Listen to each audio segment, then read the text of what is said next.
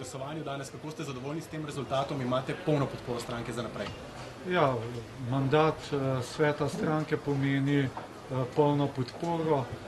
Tudi na izvršnem odboru je bila polna podpora, mislim, da sta bila 2 glasova proti. Ponudil sem odstop, zato ker tudi sam nisem bil zadovoljen z rezultatom.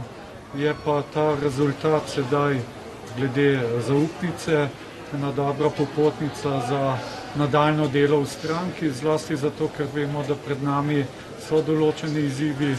Treba se je dogovoriti glede sestave nove vlade. Stranka Desus je ves čas na stališču, da podpiramo levo-sredinsko vlado. Jaz sem mu tudi že en pogovor z gospodom Šarcem in sem povedal, da je Desus pripravljen iti v levo-sredinsko vlado. Seveda bojo pa ta pogajanja naporna. Vemo, da bo več strank kot doslej. Doslej so bile 3 stranke. Mislim, da smo ta mandat kar dobro vodili vlado. Rezultati so dobri, gospodarski kazalci dobri. Mislim, da bodo ljudje šele čez čas spoznali, kako pravzaprav je bila ta vlada Mira Cerarja dobra in uspešna. Tako da so še potem naprej tudi drugi izzivi, lokalne volitve. Upam, da nam bo prišlo do predčasnih državnozborskih volitev, da nam bo uspelo sestaviti to vlado. Potem so pa pač vse moči usmerjene na lokalne volitve. In s tako popotnico seveda lahko še naprej uspešno in učinkovito tudi vodim stranko Desus. Gospod minister, ali vaša izvolitev danes že pomeni košarico za sestavo in za pogajanja v desni koaliciji? Sami govorite, naklonjeni ste levi koaliciji. Se boste na desno stran sploh pogovarjali ali se boste pogovarjali samo z levico? Poglejte, nobena opcija ne pride v poštev, da bi šli v desno sredinsko vlado. To smo povedali že v času volilne kampanje. Podpisali smo tudi ta sporazum Levi blok, za katerega ocenjujem, da škoda, da niso pristopile tudi nekatere druge stranke, zlasti stranke, ki smo tvorili to koalicijo, to se pravi aktualno vlado. Jaz mislim, da potem bi bil rezultat verjetno drugačen. Dejansko se je to zgodilo, da imamo v loku 5-6 strank rezultate od 5 do 13% in seveda v taki konstelaciji zelo težko sestaviti vlado. Vendar še enkrat zelo jasno povem, stranke Desus v desno-sredinski vladi ne bo. Za nas pride v poštev samo levo-sredinska vlada. Zanimiva dikcija, gospod Erjavec. Hvalite še aktualno vlado. Vemo, da je bilo po odstopu Mira Cerarja tudi iz vaših vrst slišati vse kaj drugega. Ne, jaz sem bolj kritiziral odstop samega predsednika, ker je ves čas govoril, da bo ta vlada zaključila mandat. Še nekaj dni je to govoril tudi, ko je imel kongres stranka SMC. Moram reči, da sem bil nekako presenečen, da je obrnil ploščo in potem sam podal odstop, ne da bi nas seznanil. Tisti večer smo imeli sejo vlade in zlasti me je zmotilo to, da je krivdo za odstop usmeril v koalicijska partnerja. Vemo pa, da so bili povsem drugi razlogi. O tem, da je bila pa vlada uspešna, pa govorim zlasti na podlagi kazalcev. Vi veste, da 2014 smo lahko samo upali, da bo kakšna močnejša gospodarska rast, da bomo stabilizirali finance in tako dalje. In v tem smislu mislim, da je ta vlada bila uspešna. Seveda ni to izključno zasluga vlade. Vemo, da mednarodne okoliščine so bile zelo ustrezne in zlasti, da tudi samo gospodarstvo in sanacija bank je dala pozitivne učinke. Ne smemo pa zanemariti, da je stranka Desus morala dosti krat glede na svojo odgovornost poskrbeti za to, da ni v času tega mandata prišlo do kakšne politične krize, ker politična kriza v času mandata te vlade bi pa pomenilo takoj zvišanje obrestnih mer, poslabšanje bonitetnih ocen in zato dosti krat kakšna odločitev, za katero smo smatrali, da je slaba, smo jo bili dolžni podpreti zlasti zaradi tega interesa da ne bi prišlo do politične nestabilnosti, ker treba je vedeti, stranka Desus je bila v drugačnem položaju kot SD. Stranka Desus je zagotavljala večino tej vladi, medtem ko za SD seveda je bilo jasno, tudi če bi zapustila to vlado, to ne bi imelo kakšnih hujših političnih posledic. In zanimivo je, da na teh volitvah sta najslabše odnesle pravzaprav SMC, ki je izgubila 26 poslancev, mi smo izgubili 5 poslancev, bili smo pa tvorci uspešnega dela te vlade, ne glede na to, kako opozicija in drugi ocenjujejo delo te vlade. Ampak sem prepričan, da bo čas pokazal, da ta vlada je izpolnila nekatere cilje, ne nazadnje tudi stranka Desus, ves čas smo pod očitkom, da nismo nič naredili. Poglejte, v tej vladi se je ponovno začelo usklajevanje pokojnin, regres je bil in tako dalje.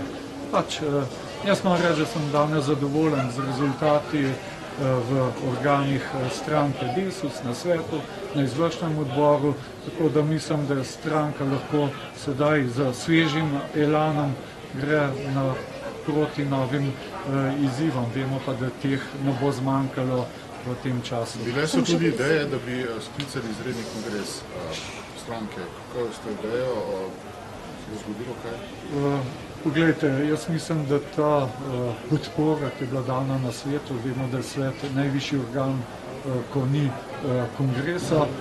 Slej ko prej bomo sklicali kongres, vendar je pa to vprašanje, kdaj bo tisti pravi čas. Jaz ocenjujem, da do konca leta nima nobenega smisla sklicati kongres.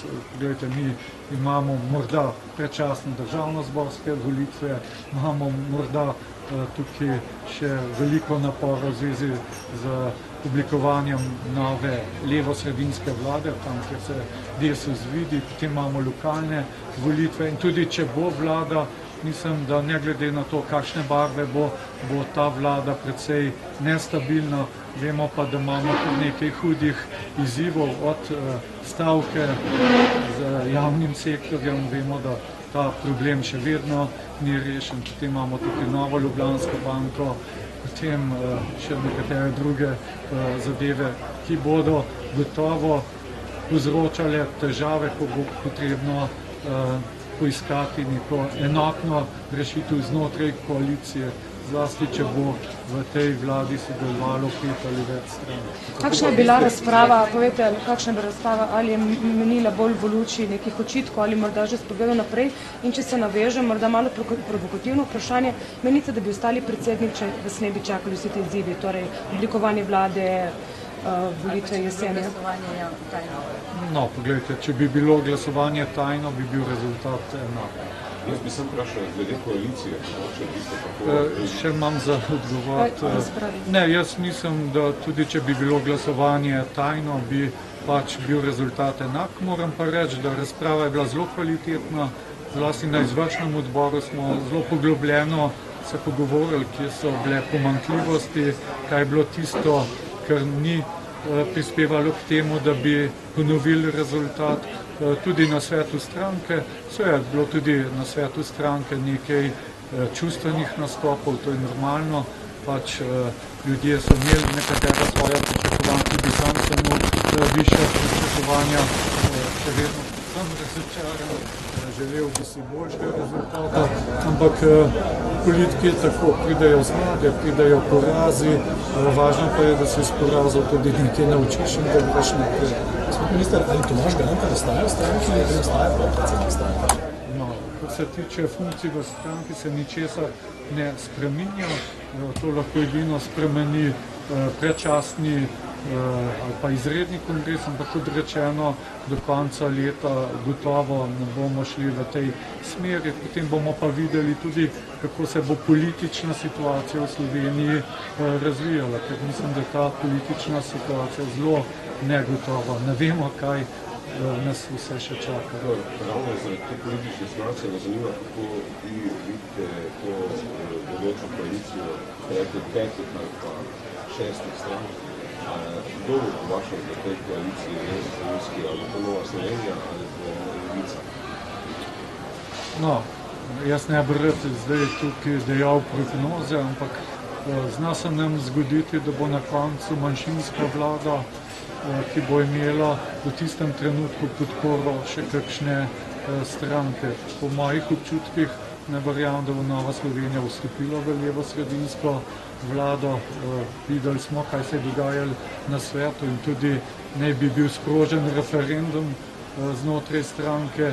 Če bi sprožili referendum znotraj Desusa glede vstopa v Janševo vlado, zagotavljam, da ta referendum ne bi uspel in mislim, da je v obratni smeri, ko govorimo o Novi Sloveniji. Glede Levice pa težko ocenujemo. Oni imajo nekatere zelo specifične zahteve, naprimer, da bi bilo treba takoj odstraniti ograje, žico na južni meji, potem zmanjšati radikalno sredstva za obrambo, izstopiti iz NATO, tako da zelo težko rečem, a se bodo odrekli tem svojim standardom, ki so jih postavili v času volilne kampanje. To se pravi, da bi Levica nekako dala podporo tem manjšinskim? Ne vem, poglejte, to je stvar mandatarja. Ko bo pač Marjan Šarec moral praviti te pogovore tudi z Levico, mogoče celo prepriča, da pride v ta levo-sredinski blok, če pa ne drugače, pa mislim, da je ena varianta tudi ta, podprejo manjšinsko vlado. Desus predlagal Štefana Boštjančiča za predsednika državnega zbora? Ne, poglejte. Je bil Cerar dober kandidat za predsednika državnega zbora? No, gotovo ima vse kvalifikacije, o tem ni dvoma. Težava je edino to, da ni druga stranka v levo-sredinski vladi.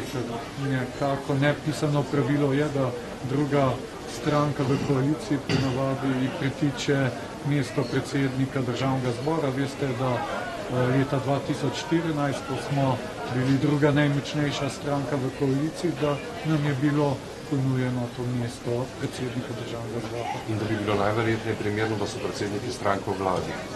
No, na vsak način jaz mislim, da če predsednikov strank ni v vladi, to samo še dodatna težava. Te izkušnje smo imeli že v nekaterih prejšnjih vladah. Jaz se spominjam, ko gospod Virant, ki je bil predsednik državljanske liste, ni bil v vladi, pa je bil predsednik državnega zbora, da je to povzročalo veliko problemov v smislu delovanja vlade. Tam se sproti stvari dogajajo in je zelo težko, če nisi v sami vladi, da spremljaš vse te zadeve, ki prihajajo pač na vladno mizo. Hvala. Hvala.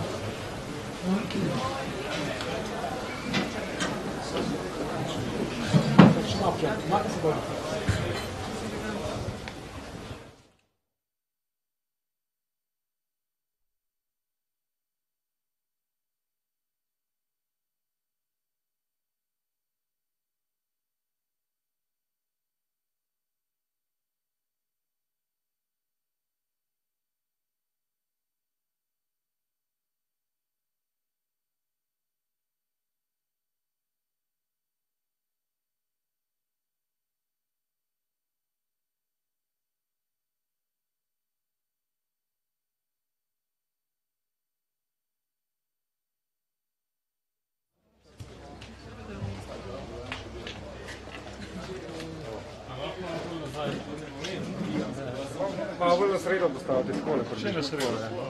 Kakšen korak bližje. Ne bojo roke odpadne drugače. Se pravi, smo? Niste torej danes dobili mesta predsednika Desusa, ostajate torej podpredsednik, torej niste premeščeni. Dajte, malček je tole zamešano. Danes smo mi glasovali in razpravljali o ponovnem nastopu predsednika stranke. To ni bil kongres. Jaz sem vesel, da je dokaj enotno mnenje prišlo, seveda ostajam podpredsednik in imam svojo pot, ki se mi nesrečo ne bo spremenjala. Bil sem samo pripravljen v primeru odstopa do kongresa stranko prevzeti. Ni bila pa moja želja postati predsednik. Ste zadovoljni s tem, da Karl Erjavec ostaja na čelu Desusa tudi po 13 letih? Lejte, določeni pomisleki, tako kot pri mnogih, ostajajo. Važno pa je, da če je to bila ovira, kot je bilo danes predstavljeno, za vstop v levo vlado, potem sem zadovoljen, da ostaja predsednik in da bo naprej vodil Desus, ker mislim, da pač pravi povedno. Ampak konkretno, če se ne motim, niste glasovali? Jaz nisem glasoval ne na izvršnem odboru, ne na temu iz razloga, ker so me, dajmo reči, nehote vpeli v to zgodbo in bi bilo nekorektno, da glasujem tako drugače. Mogoče glasovali ste tudi o vzrokih za prepolovitev mandatov, kateri so prevačeni vzroki za to? Jaz predvsem mislim, da razlogi za slab rezultat niso samo posledica kampanje, ampak da se je kopičilo verjetno na daljši rok. Sigurno nosimo deljeno odgovornost vsi, višje kot je nekdo v hierarhiji stranke bolje odgovoren, kar pomeni, da smo tudi podpredsedniki soodgovorni za to in seveda izvršni odbor in vsi ostali, tako kot poslanci. Sigurno bi bilo nekorektno naprtiti odgovornost zgolj in samo predsednika stranke. Kaj so bile ključne napake, recimo? Ključne napake, jaz mislim, da so se kopičile. Eno je bilo seveda to, kar je predsednik nastopil, drugo je to, kar smo mi podpirali ali ne podpirali v državnem zboru, nastopali navzven. Mislim pa, da ni glavni razlog ne kampanja, pa tudi ne na vse zadnje sodelovanje z gospodom Jankovićem. Mogoče je bila to kaplja preko roba za nekatere stvari. Dejstvo je pa, da se je za to odločitev sprejela, ko je bil rejting v bistvu Desusa že zelo slab. Najlepša hvala, to je bilo zadnje vprašanje. Hvala. Ne, gremo s tem, kaj to se ne more.